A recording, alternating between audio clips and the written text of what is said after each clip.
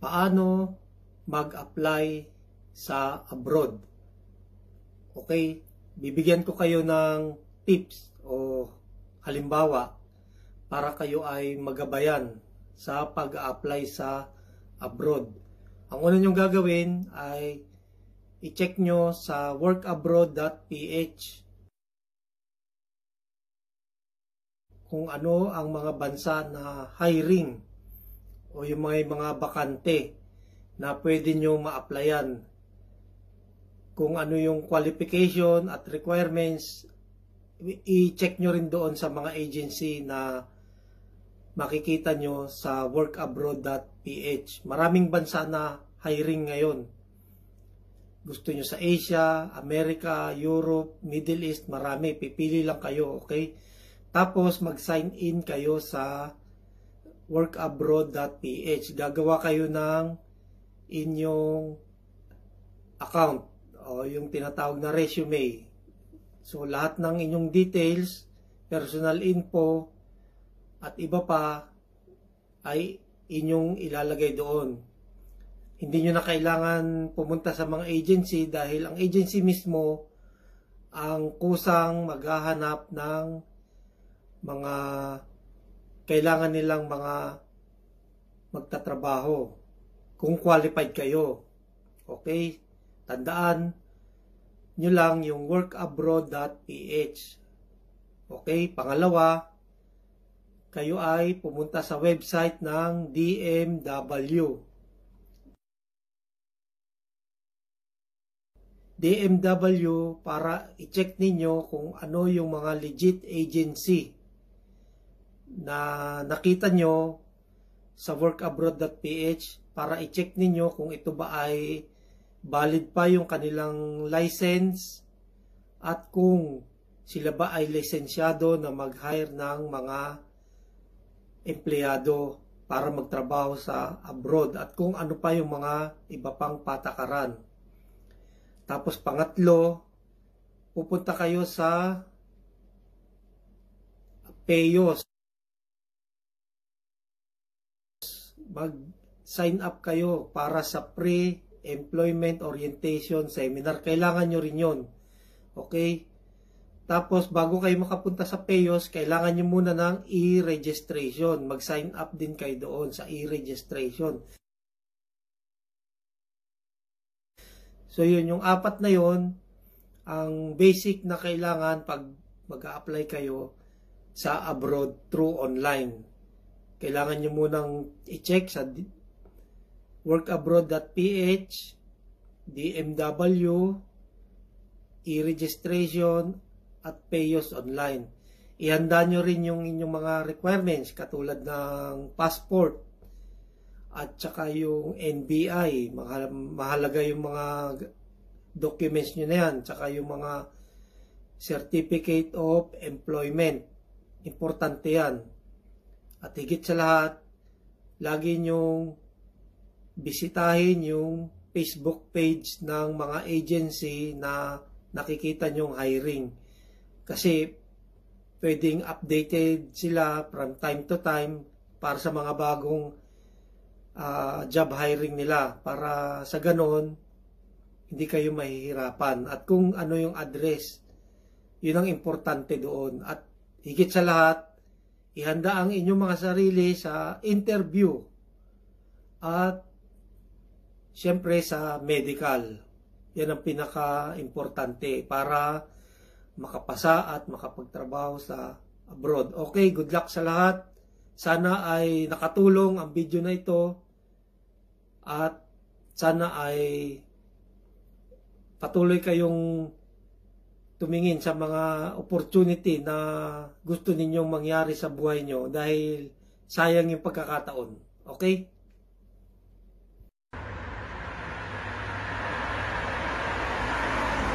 Alam nyo, may nagtanong sa akin kung saan ang mas maganda. Sa South Korea ba o sa Hungary? Sabi ko parehas lang. Kasi parehas naman magandang mga bansa na yan. Sa South Korea kasi malaki ang sweldo.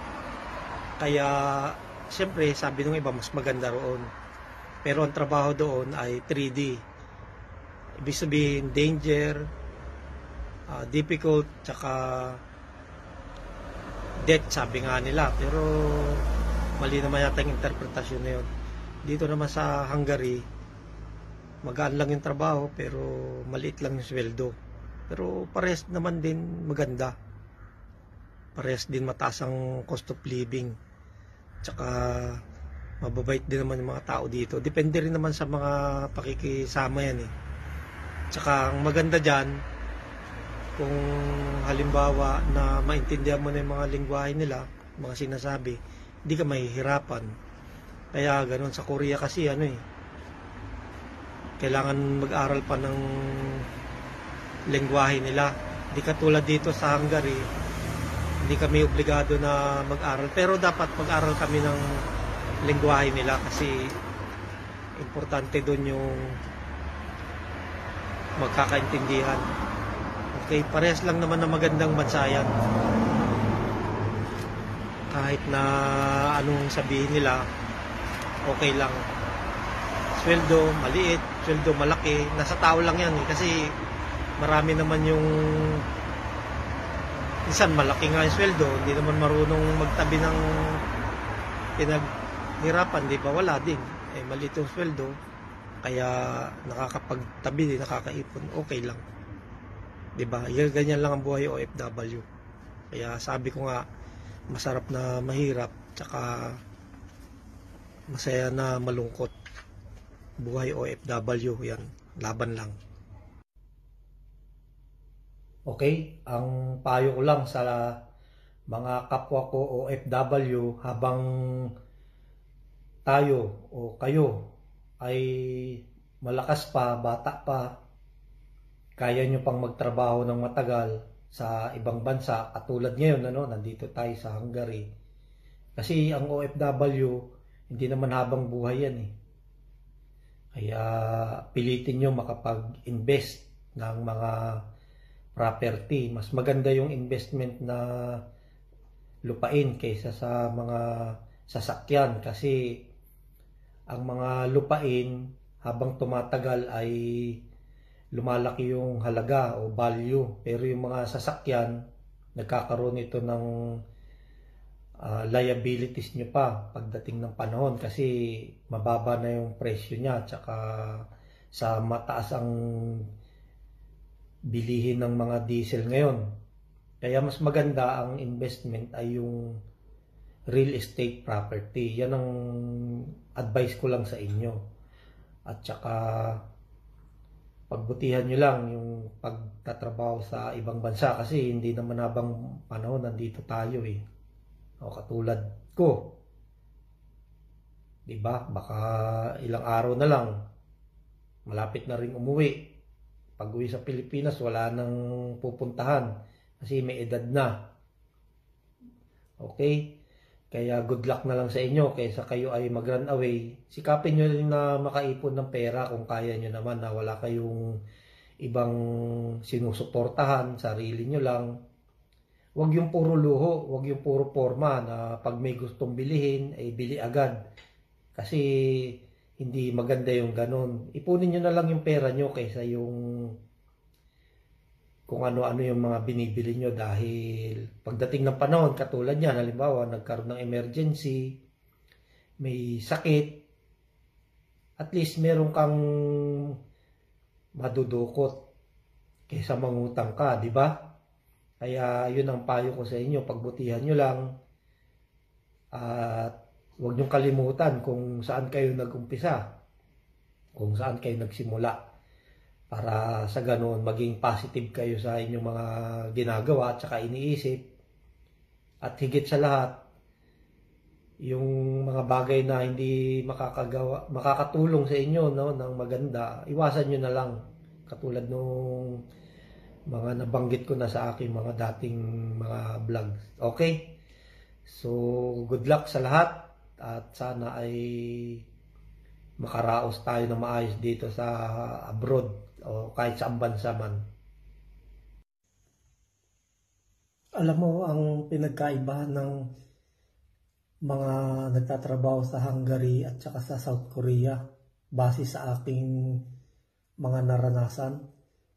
Sa South Korea kasi, nung nandoon pa ako sa South Korea, ang karamihan kong mga nabalitaan doon bagong mag-run away o TNT, natatapos muna yung kontrata, 3 years o kaya ay 4 years and 10 months bago sila mag-TNT.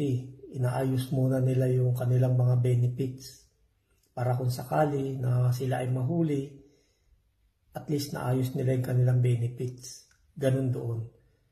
Pero dito sa Hungary, ang karamihan na mga nag-run away dito o TNT, ilang buwan pa lang, 1 buwan may nag-run away na, 2 buwan o 3 buwan may mga tumakas na, tumakbo, nagpunta sa iba't ibang bansa na dito sa parte ng Europe.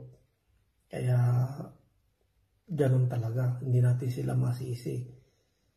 Pero sabi ko nga, kung halimbawa lang na kung sa South Korea ay malaki ang sweldo pero mabigat naman yung trabaho, at dito sa Hungary naman ay maliit lang yung sweldo tapos magaan lang yung trabaho, parehas lang din naman.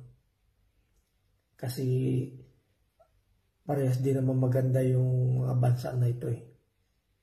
Okay, kaya yun lang ang aking masasabi na tungkol sa mga nag-run away o TNT.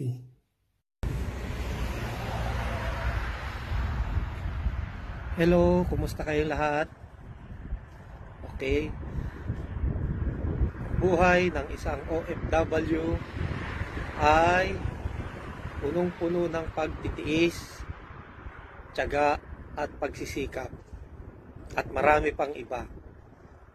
Kaya ang buhay ng isang OFW ay maraming masaya at marami ding malungkot, masarap na mahirap.